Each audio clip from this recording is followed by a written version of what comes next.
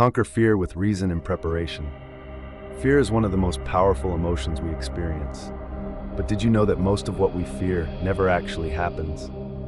Seneca once said, "We suffer more in imagination than in reality." This quote holds a deep truth about how we often face life. Many of our fears are creations of our minds, and it's these imagined fears that hold us back from stepping out into the world. Let's explore how the Stoics conquered fear using reason and preparation. Fear often isn't real. Have you ever worried about something that never happened, only to realize later that it wasn't as bad as you thought? This is a common phenomenon. Humans tend to create worst-case scenarios in their minds, and then we fear things that never really occur. Seneca pointed out that fear doesn't come from external circumstances, but from how we imagine those circumstances. That's why we need to understand that our fears are often larger than reality. A story from one of my friends illustrates this perfectly. He was terrified of giving a public speech. Before getting on stage, he imagined all kinds of disasters, forgetting his lines, people laughing at him, feeling embarrassed. But when the speech was over, he realized none of those things happened. The audience was attentive, and he even received applause. This shows that sometimes our imagined fears are what prevent us from trying new things. The power of reason in facing fear. One of the most effective ways to deal with fear is by using reason. When we pause and analyze our fears, we often discover that what we are afraid of isn't based on reality.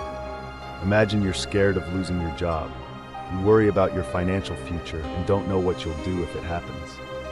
But if you stop and ask yourself, can I find another job?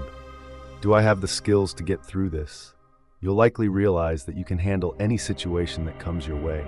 Seneca often said that we worry about things that are outside our control. And Epictetus explained, "When I see a man in a state of anxiety, I ask, what does this man want? If he does not want something outside his control, why should he be troubled?" Think about that. What makes us anxious? Isn't it often the things we cannot control?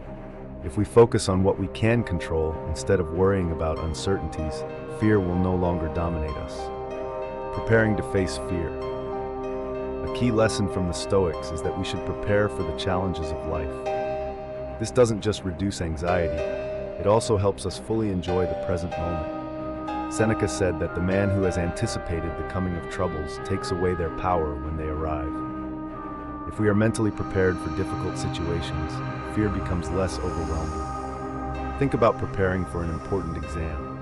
If you've studied hard, practiced, and prepared yourself thoroughly, you'll feel more confident when test day arrives. On the other hand, if you haven't prepared, fear will take over. Similarly, in life, when we've prepared for challenging situations, we can face them with calmness and reason, confronting fear instead of avoiding it. Fear doesn't go away if we ignore it. In fact, avoiding fear makes it stronger and harder to face. Seneca advises us to think deeply and regularly about what we fear until it becomes familiar.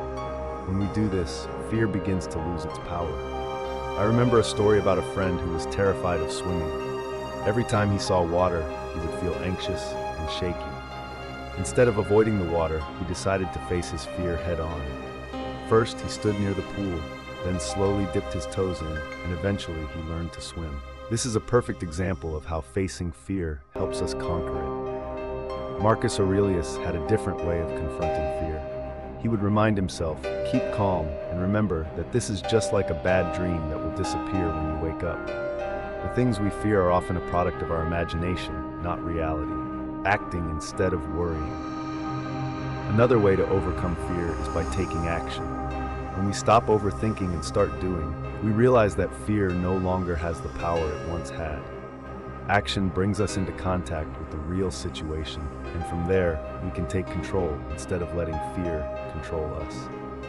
For example, if you're afraid of public speaking, the best way to overcome this fear is by actually speaking in public.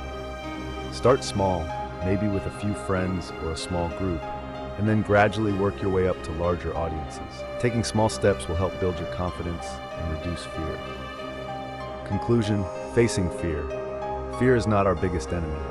How we choose to respond to fear determines whether it controls our lives. And remember that what we fear often isn't real. We can choose to face fear with reason, preparation, and action.